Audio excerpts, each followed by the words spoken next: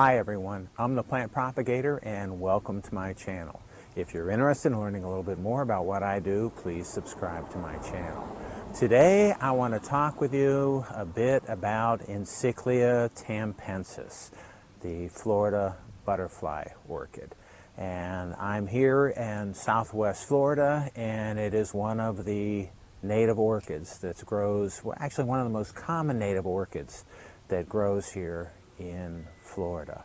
I've been growing this orchid for a few years. I've had some great successes with it, and I want to share some stories with you about why I started growing it and what I'm doing with it and kind of the future of the direction that I'm taking this. So I started growing, or started becoming interested in the Encyclia tampensis after I was considering retiring and living here in Southwest Florida. I volunteered to help with one of the local state parks, one of the beachfront state parks here in Florida, and I volunteered to be a gardener in that park. My background, again, is not quite gardening. I like gardening, but my professional background is as a plant biotechnologist, and I worked for most of my career with soybeans. So,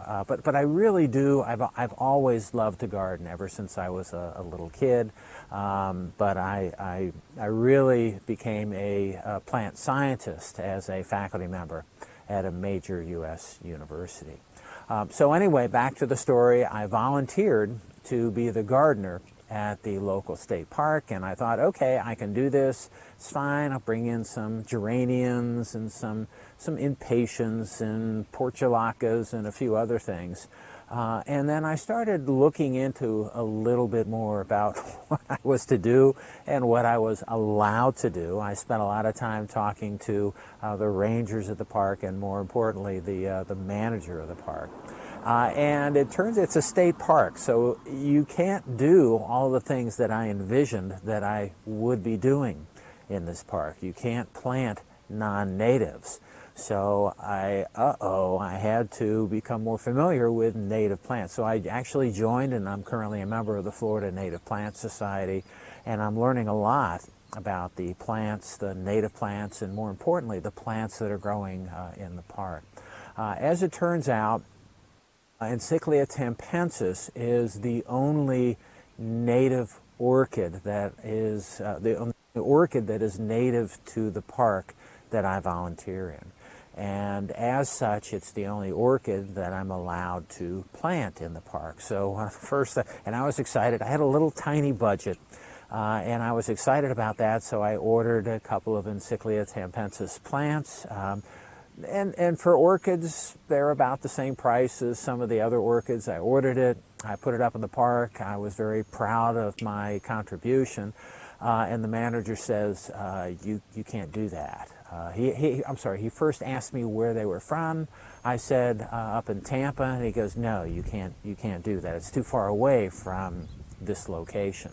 And as it turns out, there are restrictions on not only the types of plants, but where that plant was grown, or where the parent plant was grown. So the parent plants for plants that I'm allowed to put out of the park have to be located, natural populations of that plant have to be located within 25 miles of the park. So I'm not allowed to order seed from the seed repositories, plant them out.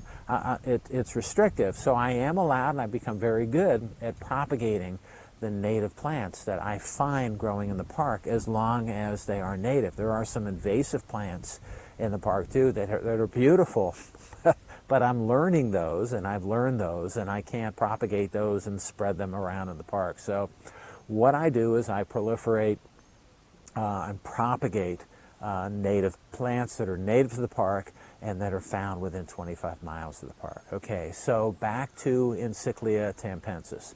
I had to find a source of plants or seeds or whatever that were the parent plant that was wild grown, that was native, is within 25 miles of the park. And luckily, I started becoming familiar with the orchid community in this region.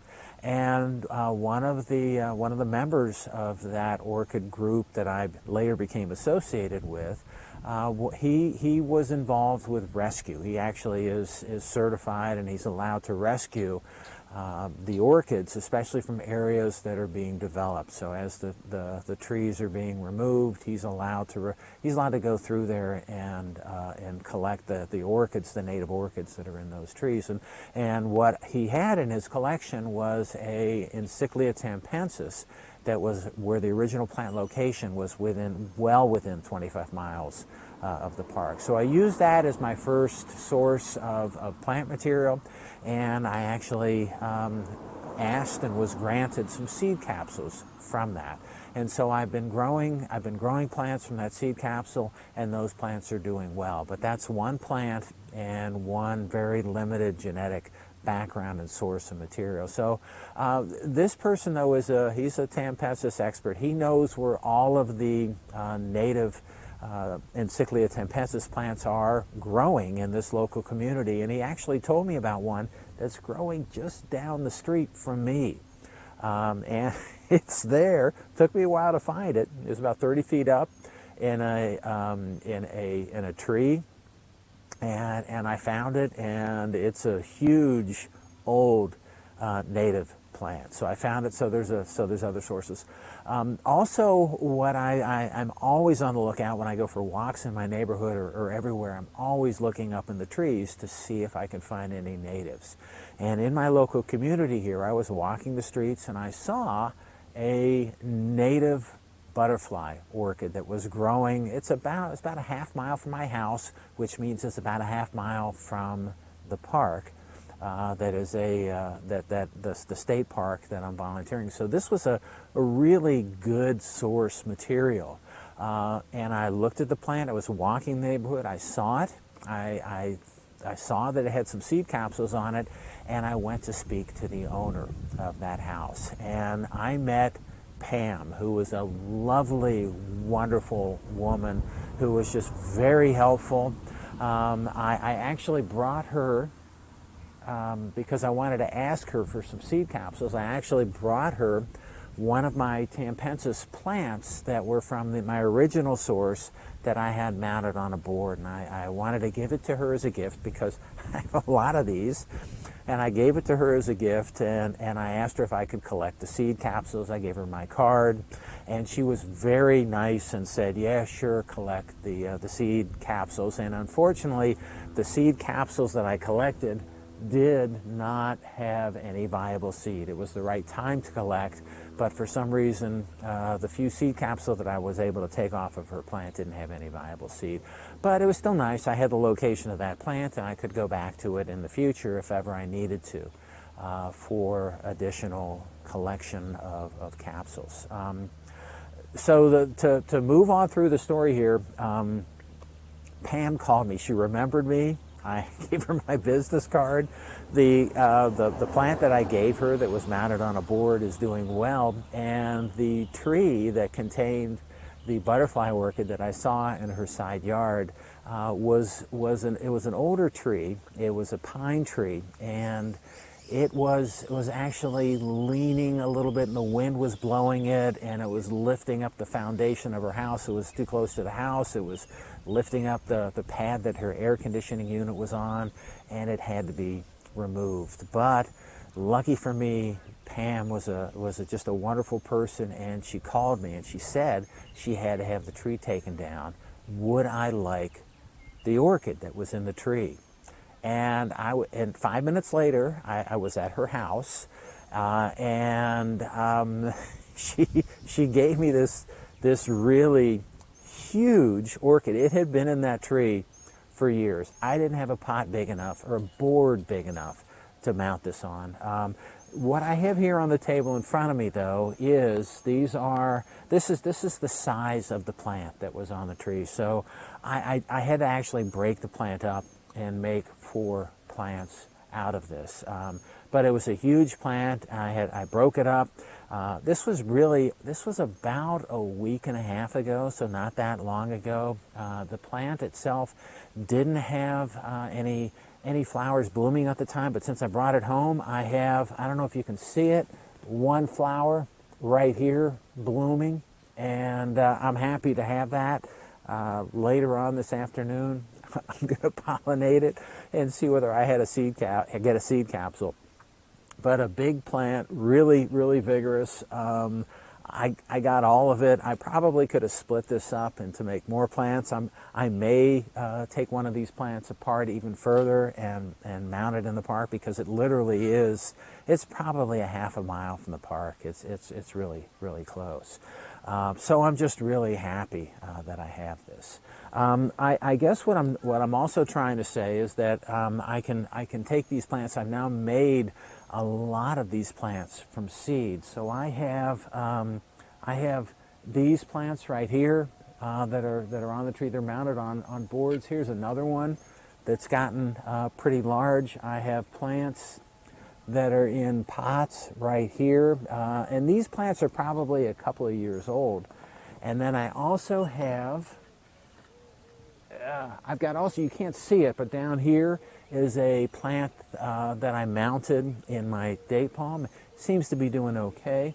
One of my newest plants from seed is right here, and this is from a second source, also within 25 miles of the park. So I think it's good to have multiple sources of plants for native plants, because you want to maintain the genetic diversity that's in the population. So you don't always want to go back to the same plant. You want to kind of broaden it up a little bit. So I've got now a few different seed sources.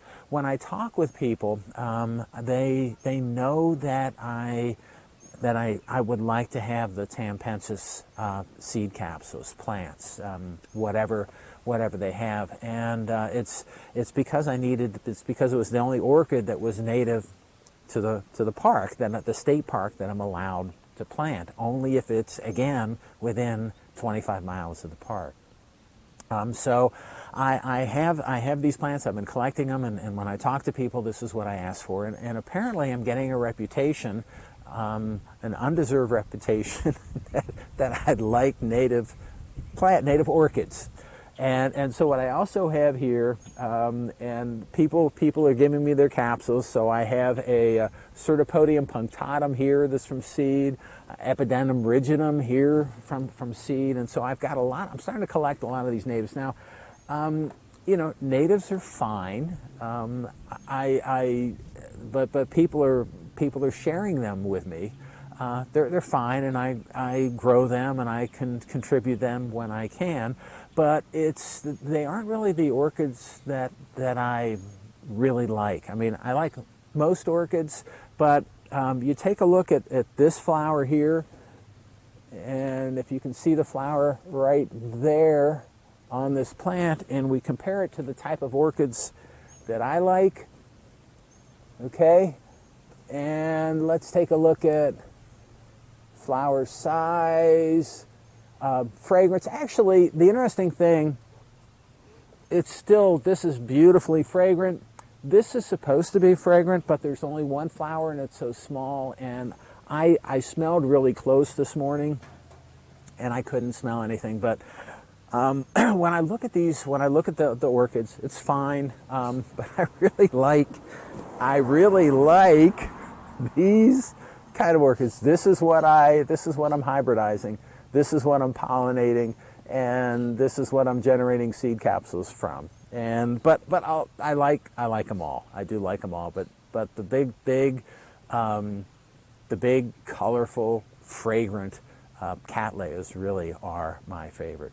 I'm happy to have received these. I should have enough to, and tampensis is so efficient at producing seed. I have so many plants and so many plants coming that I think I'm good. I think I'm good for a while with all these things. But I just wanted to tell you a little bit of a story about the Encyclia tampensis, the Florida butterfly orchid, how I started into growing these plants, how it's I think it's a good success story in the plants that I'm introducing into the state park, into the neighborhood, and providing to other people within my local community as well. So I'm having a lot of fun with that also. So that's all I have for today. I just wanted to share that information with you. If you're interested in learning a little bit more about what I do, please subscribe to my channel, and happy propagating.